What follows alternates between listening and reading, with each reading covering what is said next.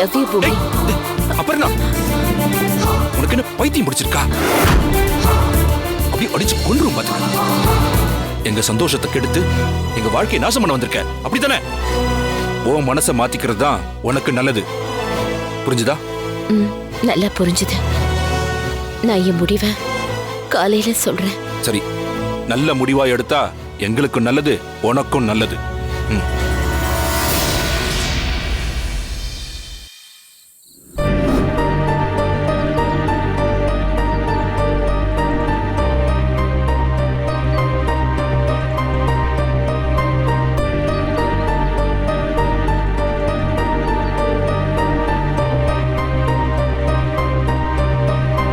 கல்யாணம் பண்ணா என்னத்தான் பண்ணிக்குவேன்னு வீம்பு பிடிக்கிற அளவுக்கு கேவலமானவளா இருப்பான்னு நான் நினைச்சு கூட பார்க்கல சக்தி.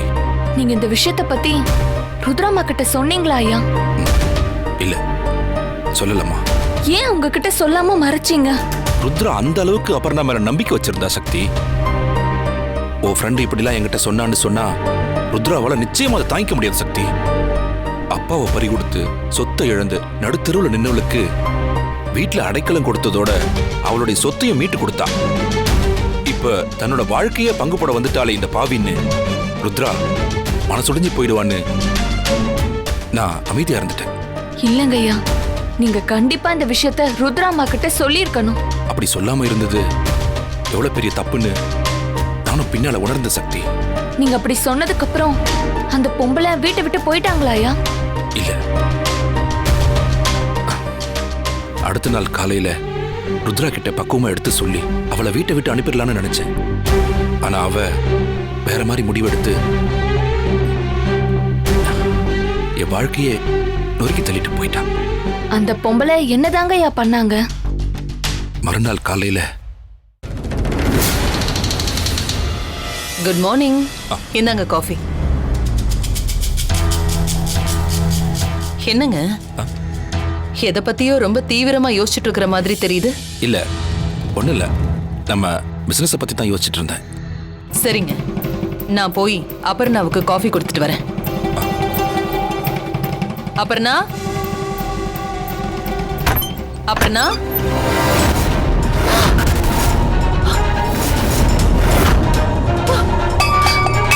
அபர்ணா, எனக்கு எனக்கு சீக்கிரம் வாங்க. என்னாச்சு ருத்ரா?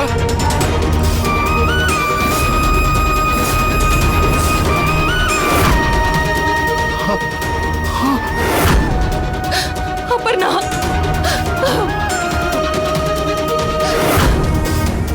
அபர்ணா, ஏன்டி இப்படி பண்ண?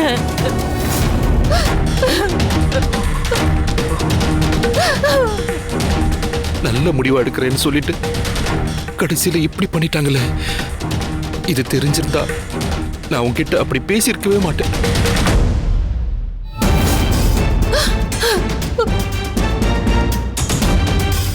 அம்மா, அந்த டேபிள் ஏதோ லெட்டர் மாதிரி தெரியுதுமா.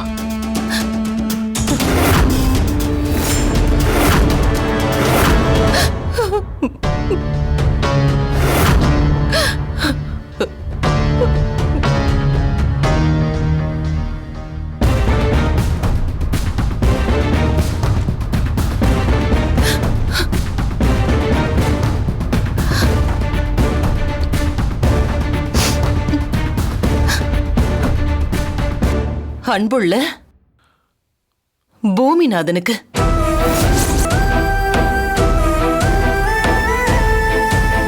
என்ன மன்னிச்சிருங்க பூமி. நீங்க இல்லாத வாழ்க்கைய என்னால நினைச்சு கூட பார்க்க முடியல. இந்த ஜென்மத்துல எனக்கு உங்களோட சேர்ந்து வாழ கொடுத்து வைக்கல. அடுத்த ஜென்மத்திலேயாவது உங்களோட சேர்ந்து வாழற பாக்கியம் எனக்கு கிடைக்கட்டும். நேத்து நைட்டு என்கிட்ட நீங்க பேசுறப்ப இன்னைக்கு என்கிட்ட ஒரு நல்ல முடிவை எதிர்பார்க்கிறதா சொன்னீங்க. நான் சொல்ல போற முடிவால ருத்ரா வாழ்க்கை பாதிக்கப்படுமோன்னு எனக்கு பயமா இருக்கு. அதனால என்னோட முடிவை நானே தீர்மானிச்சிட்டேன்.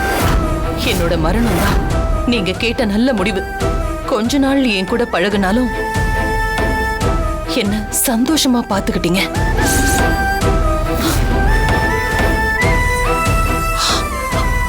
அதுக்கு என்னோட ஆன்மா என்னைக்கும் உங்களுக்கு நன்றியோடு இருக்கும். இப்படிக்கு உங்களை பிரிய மனமில்லாமல் பிரியும் அபர்ணா.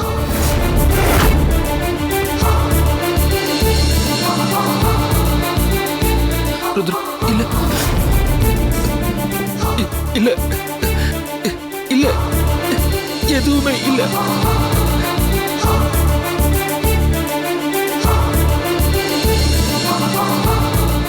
என்னங்க இதெல்லாம்? என்ன இதெல்லாம்? இதுக்கு என்ன பதில் சொல்ல போறீங்க? சொல்லுங்க. ருத்ரா, கோவப்படாம நான் சொல்றது கொஞ்சம் பொறுமையா கேளு. எனக்கு இதுக்கும் எந்த சம்மந்தமும் இல்ல. உங்களுக்கும் அவளுக்கும் எந்த சம்பந்தமும் இல்லாம தான் இப்படி ஒரு லெட்டர் எழுதி வச்சுட்டு அவ தூக்குல தொங்கிட்டாளா? சொல்லுங்க. எனக்கு தெரியாம உங்களுக்குள்ள இப்படி ஒரு விஷயம் இருந்திருக்கு. அதனாலதான் நான் எந்த மாப்பிள்ளை பார்த்தாலும் அவ வேண்டாம் வேண்டான்னு தட்டி கழிச்சுக்கிட்டே இருந்தா. ஏன் இப்படி பண்ணீங்க? ஏன் இப்படி பண்ணீங்க? சொல்லுங்க. ருத்ரா, நீ நினைக்கிற மாதிரி நான் எந்த தப்பு பண்ணல. அவளுக்கு எனக்கு எந்த தொடர்பும் கிடையாது. அவளா மனசுக்குள்ள தேவையில்லாத ஆசையை வளர்த்துக்கிட்டு இப்படி ஒரு முடிவை எடுத்திருக்கா. ஆக்சுவலா ருத்ரா, என்ன நடந்துச்சு நான் சொல்றத கேளு. நீங்க எதுவும் சொல்ல வேண்டாம். ருத்ரா, சொல்ல வேண்டாம். நான் சொல்றத கேளு. ருத்ரா, ருத்ரா, நான் சொல்றத கேளு. ருத்ரா, நடந்த விஷயமே வேற. நீங்க சொல்ற பொய்ய என்ன நம்ப சொல்றீங்களா? இந்த லெட்டரே உங்களுக்கும் அவளுக்கும் என்ன தொடர்பு இருந்திருக்குன்னு ரொம்ப தெளிவா சொல்லிடுச்சு. ருத்ரா, நான் என்ன சொல்ல வரேன்? வேண்டாம். என்னங்கய்யா, ருத்ரமாவுக்கு இவ்வளவு பெரிய துரோகத்தை பண்ணிட்டீங்களே. என்ன ரத்னம், ருத்ரா தான் எமோஷனல் என்ன தப்பா புரிஞ்சுக்கிட்டான்னா நீங்களும் என்ன சந்தேகப்படுறீங்களே. போதும், நிறுத்துங்க. என் வாழ்க்கையே நீங்க தான்.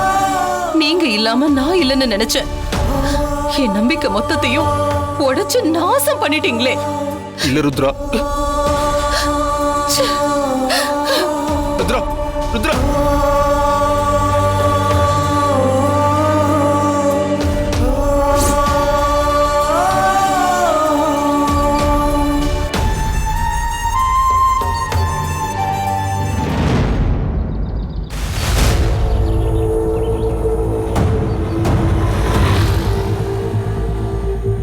சீக்கிரமா வாடா, டைம் ஆச்சு. போங்க, நான் வரேன். விட மாட்டார் போல இருக்கு. அண்ணே, என்னடா? முடியலண்ணே. சாப்பிட்ட 5 பரோட்டாவும் பஞ்சா பறந்து போயிடுச்சுண்ணே.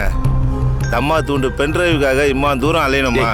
சிரமத்தை பார்க்காதடா, எப்படியாவது அந்த பென்ட்ரைவை தேடி எடுத்தாகணும்டா. வா. அப்படி எங்க தானே அந்த பென்ட்ரைவை மிஸ் பண்ணீங்க? டேய், ஒரு இடத்துல நின்று அதை பார்த்தேன்டா. அதுக்கப்புறம் பாக்கெட்ல போட்டு போனேன். எங்க மிஸ் பண்ணனு தெரியல. அதை தேட தான் ஒன்னு அந்த இடத்துக்கு கூட்டிட்டு போயிட்டு இருக்கேன். தெரியுதுண்ணே, ஆனா ரொம்ப டயர்டா இருக்குண்ணே. பசி வேற உயிர் போகுது. நான் போய் இன்னும் ஒரு 5 பரோட்டா பிச்சு வயிற்றுக்கு போட்டு வந்துட்டுமா? ஏண்டா, நானே பென்ட்ரைவை காணும் தேடிட்டு இருக்கேன், நீ திங்கிறத பத்தியே பேசிட்டு இருக்க. முதல்ல பென்ட்ரைவை தேடி கண்டுபிடிச்சிட்டு அப்புறம் நிம்மதியா சாப்பிட்டு போலாம்டா.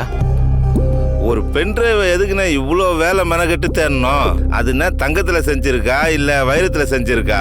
சாதாரண பென்ட்ரைவ் தானே. மிஞ்சி போனால் 400-450 ரூபா இருக்கும். அதை காசு கொடுத்து வாங்கிடலாமண்ணே. என்னண்ணா நான் சொல்றது? டே முட்டாள், அது என்ன சாதாரண பென்ட்ரைவா? என் பொண்ணோட வாழ்க்கையே அதுல தாண்டா அடங்கியிருக்கு. அந்த பென்ட்ரைவ் வேற யார் கைக்காவது கிடைச்சு அதுல இருக்கிற வீடியோவை பார்த்துட்டா நிச்சயம் அதை எடுத்துட்டு போய் ருத்ரா கிட்ட கொடுத்துருவாங்க. அப்படி ஒரு சம்பவம் நடந்துருச்சுன்னா என் லட்சியம் எல்லாமே வீணா போயிடும். மிஞ்சி போனால் அந்த பென்ட்ரைவில் என்னென்ன வச்சிருப்ப? இளையராஜா சூப்பர் ஹிட் சாங்ஸு, இல்லைன்னா ஒரு 4-5 புது படத்தை டவுன்லோட் பண்ணி வச்சிருப்ப. எவனாவது எடுத்து சந்தோஷமா பார்த்துட்டு போட்டேண்ணே. நாம வேற புதுசா வாங்கிக்கலாண்ணே. டேய், சும்மா முட்டாள் மாதிரி பேசிட்டு இருக்காதடா. அதென்ன சாங்ஸ் எல்லாம் போட்டு வைக்கிற பென்ட்ரைவ் நினைச்சியா? சும்மா போனா போகுதுன்னு விட்டுறதுக்கு எனக்கு தேவையான விஷயங்கள்லாம் அதுல இருக்குடா. அதனாலதான் அதை தேடி போயிட்டு இருக்கோம். சும்மா தொண தொணன்னு பேசாம கூட வாடா, வா. 1.5 இன்ச்சு பென்ட்ரைவை போய் நாள் முழுக்க தேட சொல்லுவார் போல. என்னன்னு கேட்டால் எரிஞ்சு விழுறாரு.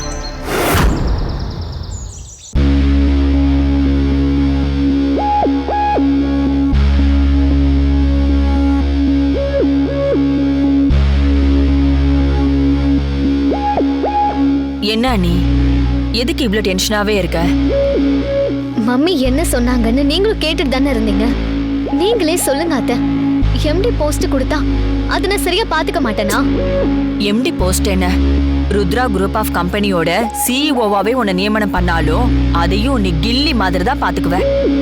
ஆனா உன் மம்மிக்கு தான் உன் மேல நம்பிக்கையே வரமாட்டேங்குதே மருமகளே. அவங்களுக்கு ஏன் என் மேல நம்பிக்கை வரலன்னு தான் எனக்கு புரியவே மாட்டேங்குது அத்தை. ஸ்டெப் பை ஸ்டெப்பா என் திறமைய வளர்த்துக்கிட்டு கடைசியா தான் நான் அந்த போஸ்டுக்கே வரணுமாமா. அவங்க சொல்றத பார்த்தா நான் அந்த பொறுப்புக்கு வர்றதுக்கே 40 வயசுக்கு மேலே ஆயிடும்.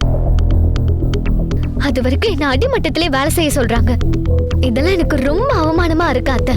ஒருவேளை அந்த வேலைக்காரி சக்தி அம்மா அம்மா எனக்கு வீட்டு வேலை செய்யறதுக்கு சலிப்பா இருக்கு, எனக்கு கம்பெனில ஏதாவது முக்கியமான பொறுப்பை கொடுங்கன்னு கேட்டா நிச்சயமா உங்க மம்மி எந்த மறுப்பும் சொல்லாம சரின்னு சொல்லிருப்பாங்க மருமகளே.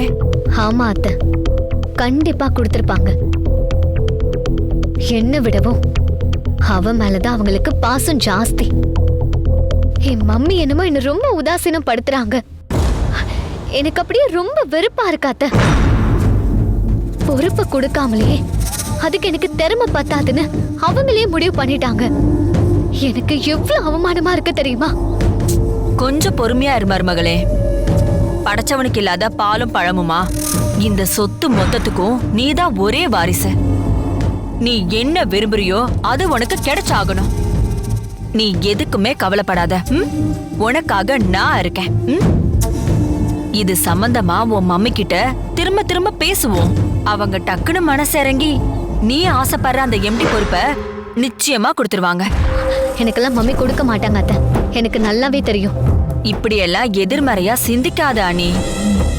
எண்ணம் போல் வாழ்க்கைன்னு பெரியவங்க சும்மா சொல்லல. நம்மளுக்கு எது கிடைக்கணும்னு நாம தீவிரமா நினைக்கிறோமோ அது கிடைக்கணுங்கிறது தான் அதோட அர்த்தம்.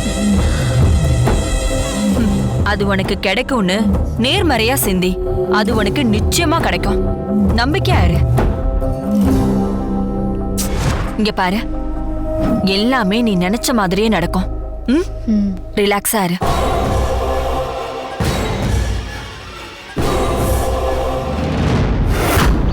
அந்த அபர்ணா எங்களுக்குள்ள இவ்வளவு பெரிய பிளவை ஏற்படுத்திட்டு அவன் நிம்மதியா போய் சேர்ந்துட்டான். சில நேரத்துல சில பேருக்கு உதவி செய்யறது கூட பெரிய கெடுதல்ல போய் முடியுங்கிறதுக்கு என் வாழ்க்கை ஒரு உதாரண சக்தி. அந்த அம்மா உதவி பண்ண வீட்டுக்கே எவ்வளவு பெரிய உபத்திரத்தை பண்ணிட்டு போயிருக்காங்க ஐயா. அவங்க செத்ததுக்காக அனுதாபப்பட கூட தோணல. அப்படி ஒரு கெடுதல் பண்ணிட்டு போயிருக்காங்க. அந்த அம்மா இறந்ததுக்கு நீங்க தான் காரணம்னு ருத்ரம்மா உங்ககிட்ட சண்டை போட்டாங்க. அதுக்கப்புறம் என்னங்கய்யா நடந்துச்சு? நடந்த உண்மையை புரிய வச்சு ருத்ராவை சமாதானப்படுத்தலான்னு நான் அவளை பார்க்க போனேன்.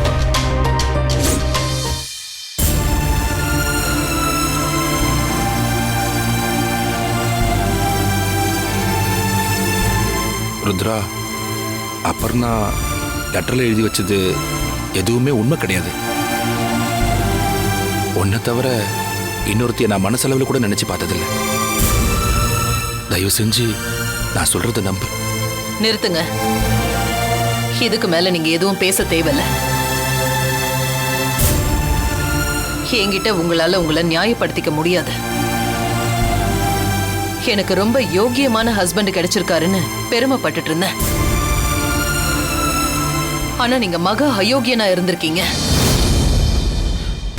உங்களை மாதிரி ஒரு கேவலமான ஆளை விருப்பப்பட்டு கல்யாணம் பண்ணிக்கிட்டேனேன்னு எனக்கு அசிங்கமாவும் வேதனையாவும் இருக்கு. ருத்ரா, நான் என்ன சொன்னாலும் நீ நம்ப மாட்டியா? நான் உனக்கு எப்படிமா துரோகம் பண்ணுவேன்? என் மேல எந்த தப்பு கிடையாது. வேண்டாம் சாமி, வேண்டாம். இனிமே நீங்க எதுவும் சொல்ல வேண்டாம். கடைசி வரைக்கும் நீங்க எனக்கு நம்பிக்கையான வாழ்க்கை துணையா இருப்பீங்கன்னு நான் நினைச்சேன். ஆனா நீங்க எனக்கு துரோகம் பண்ணிட்டீங்க.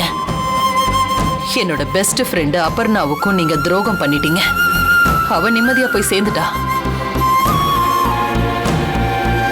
ஆனா இனிமே என் வாழ்க்கையில நீங்க எனக்கு தேவையில்ல. என் பொண்ணு மட்டும் எனக்கு போதும். தயவு செஞ்சு நீங்க வீட்டை விட்டு வெளியில போங்க. ருத்ரா,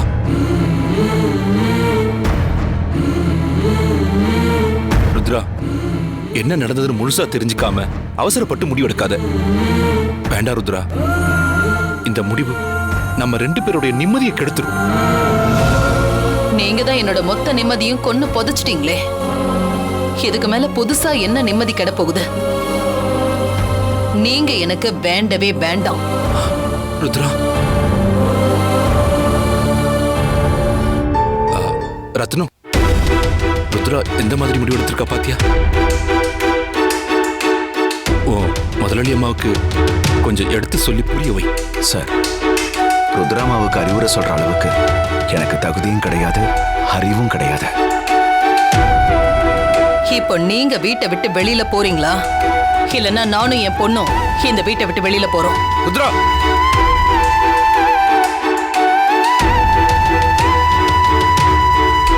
வேணா ருத்ரா, நானே இங்க இருந்து போயிடுறேன்.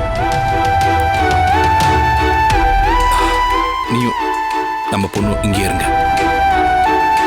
இதுக்கு மேல நான் உனக்கு எதுவுமே சொல்லி புரிய வைக்க முடியாது.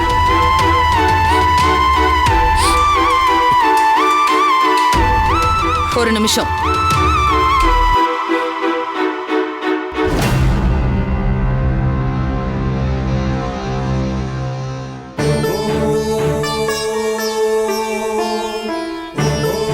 நீங்க கட்டின தாலி என் கழுத்துல இருந்தா இது நீங்க எனக்கு பண்ண துரோகத்தை ஞாபகப்படுத்திக்கிட்டே இருக்கும். நான் சாகுற வரைக்கும் நீங்க என் முகத்திலேயே முழிக்க கூடாது.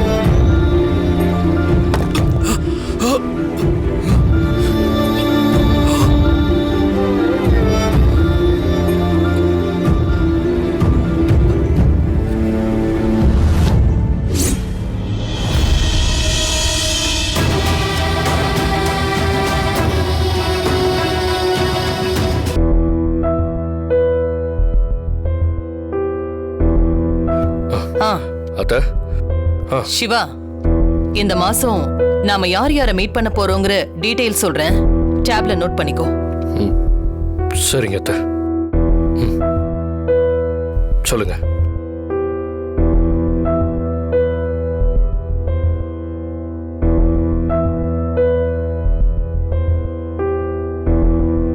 ராஜசேகர். அத்தை, என்ன பேரு சொன்னீங்க? ராஜசேகர்.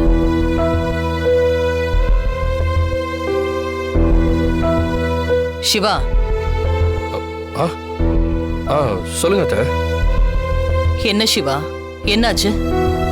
உன்னோட கவனம் வேற எங்கேயோ இருக்கிற மாதிரி தெரியுது. அதெல்லாம் ஒண்ணும் இல்ல அத்தை. நீங்க சொல்றதா நோட் பண்ணிட்டு இருக்கேன். இல்லையே, நான் சொல்றத நீ நோட் பண்ணலையே. உன் கவனம் எல்லாம் வேற எங்கேயோ தான் இருக்கு. என்ன விஷயம்னு சொல்லு. என்கிட்ட என்ன தயக்கம்? எதுவா இருந்தாலும் சொல்லு. அனிதா உங்ககிட்ட நம்ம கம்பெனியோட டைரக்டர் போஸ்டிங் கேட்டால. அதான் நான் தர முடியாதுன்னு தெளிவா சொல்லிட்டேன்ல. அப்புறம் என்ன? நீங்க சொல்லிட்டீங்க அத்தை. ஆனா அவ அதுல கொஞ்சம் அப்செட்டா இருக்கா. அவ கேட்ட உடனே கொடுக்கறதுக்கு அது ஒண்ணு சாக்லேட் இல்ல. நம்மள நம்பி நம்ம கம்பெனில நாம மட்டும் இல்ல, ஆயிரக்கணக்கான தொழிலாளர்கள் இருக்காங்க. நாம அவங்களோட வாழ்வாதாரத்தையும் பார்க்கணும்ல. அத்தை, அதுக்கும் அவ கேட்ட எம்டி போஸ்டிங்க்கு என்ன சம்பந்தம் இருக்குன்னு எனக்கு புரியல. என்ன சிவா, எல்லாம் தெரிஞ்ச நீயே இப்படி தெரியாத மாதிரி கேக்குற? அவ கேட்டான அனிதாவை என் பொண்ணுங்கிறதுக்காக டைரக்டா நம்ம கம்பெனியோட எம்டி சேர்ல உட்கார வச்சு அதனால ஏதாவது லாஸ் வந்து கம்பெனியை இழுத்து மூடுற நிலைமை வந்துச்சுன்னா அது நம்மள மட்டும் இல்ல, நம்ம ஒர்க்கர்ஸையும் சேர்த்து தானே பாதிக்கும். அத்தை, நீங்க தேவையில்லாம பயப்படுறீங்க. முதல்ல அனிதா உங்க பொண்ணு. உங்க மைண்ட்ல இருக்கிற அதே பிசினஸ் தாட் தான் அவ மைண்ட்லயும் இருக்கும். அதுவும் இல்லாம நம்ம என்ன அவளை தனியாவா விட போறோம்? நல்லது கெட்டதெல்லாம் சொல்லித்தர கூட நீங்க இருக்கீங்க, நான் இருக்கேன். அப்புறம் என்ன? சிவா, நீ அனிதா மேல வச்சிருக்கிற நம்பிக்கை எனக்கு வரமாட்டேங்குது. உனக்கு ஞாபகம் இருக்கா, நீ முதல்ல நம்ம கம்பெனில ஜாயின் பண்ணும்போது ஸ்டாக் அடிக்கிட்டு இருந்த? அத்தை, நீங்க அனிதாவை ஏன் கூட கம்பேர் பண்ணாதீங்க. அவளுக்கு ஒரு சான்ஸ் கொடுத்து பார்த்தா தானே அவளுக்குள்ள என்ன திறமை இருக்குன்னு நமக்கும் தெரிய வரும். பாத்தியா அனி, சிவாவே உனக்கு சப்போர்ட் பண்ணி தான் பேசிட்டு இருக்கான்.